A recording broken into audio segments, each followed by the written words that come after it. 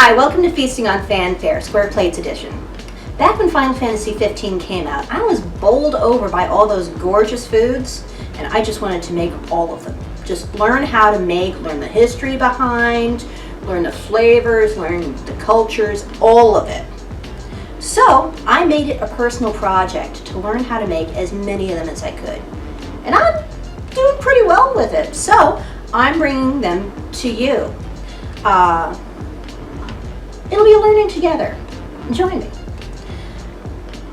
Now, we're starting with one of the first recipes that you learn in the game, the Croque Madame. It sounds fancy, it tastes fancy, but it is so simple. Now, some of the techniques may be a little bit new for beginners, but that's fine, no problem, I'll walk you through it, because you can do this. If you're new, it might take you a little bit of practice, but you can do this, and it is so good. It is satisfying, but it's simple. It impresses a crowd, but it's plenty just for one person for dinner. It is so nice, and I really think you're gonna like it. So if you're ready, I'm ready. So let's get cooking. First, let's see what we're working with here. In the game, you require a Birdbeast egg and, I'm not sure how to pronounce this, Gighee ham? Gighee ham? In any case, you need ham. I like nice thick slices.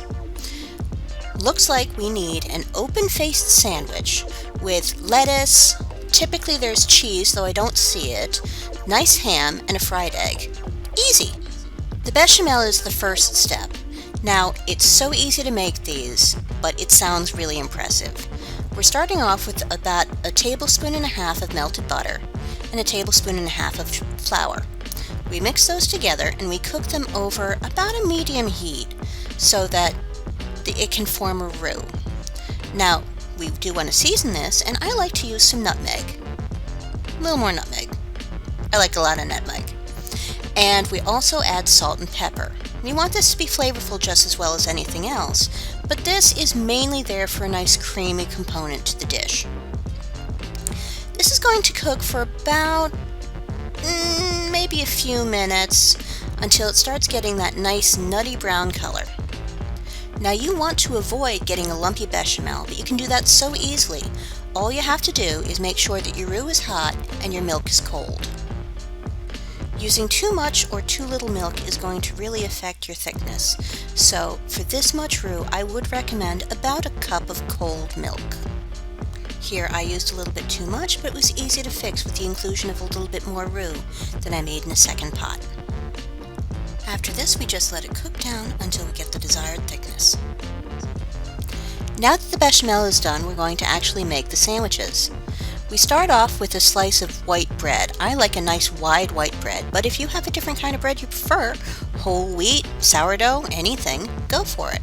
We spread it thickly with bechamel sauce, and we add, in this case, a slice and a half of Swiss cheese. Meanwhile, we heat up a little bit of butter into a skillet and go ahead and fry that just as you would with a grilled cheese sandwich. The level of doneness is of course up to you. I like a nice medium toasty where the cheese is nice and gooey and bubbly on top. We're moving on now to actually constructing the sandwich.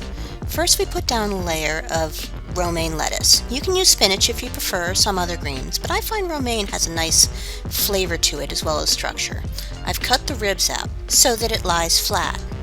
As for ham, some of my friends don't like ham, I keep chicken on hand as well. But as for real ham, which the recipe requires, I like a nice spiral cut. It's not too thick, it's not too thin. Now if all you have is deli ham, that's fine. If you make your own ham, that's awesome. But I like a nice happy medium.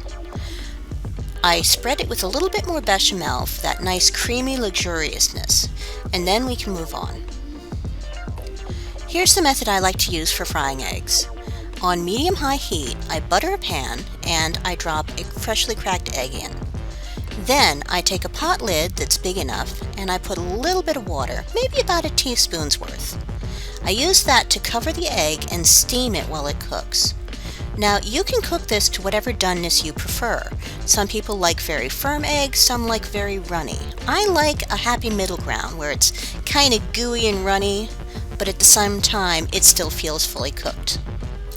After that, all you have to do is place that right on top of your sandwich, and you, my friend, have completed your first croque madame. All right, so I've got some friends here who are going to give me an honest opinion. Maybe it'll sway your opinion on whether or not to try and make this. We have Justin and Nicole, two very good friends of mine, foodies in their own right, and Thank you. have at it. All right. Okay. Sounds good. This looks great. Smells good too. Oh, yeah. Let's go for the, Going straight for the egg. well, money shot here. Haha. Take a Nice good cross look at this section. cross. Oh, yeah. That's really good. All right.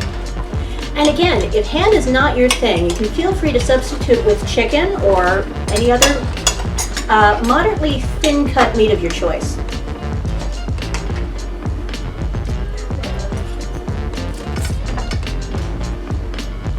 Or vegetarian substitute, that's fine too.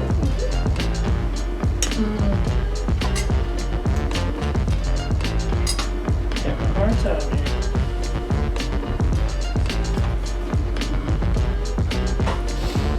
The bread is nice and crispy and really well toasted. Egg is nice and warm. Obviously, it was just made, but you know.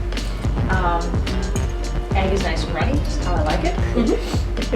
That sauce is really nice and creamy. Very Bechamel? Mhm. Yeah. And it's such a little thing, but it makes such a difference. I mean, the flavors just kind of blend well, really well together on that. That's why it's a classic. Like that breakfasty dinner type meal. And this is perfect for if you're making a brunch with somebody you want to impress. I'm certainly impressed. Thank you. Oh, yeah. This thing impresses my taste buds. Thank you. I will say that. And for the amount of effort that goes into it, it's just a real showstopper. Just a few simple cooking techniques, easy things to practice, and you can have a meal that's really awesome, really on point. So thank you guys for joining me. I'm going to let you finish. Yeah. Thank you. Thank you for joining me. Thank you for joining me. And I look forward to seeing you on the next episode. So everyone out there, get out there and play with your food. Thank you.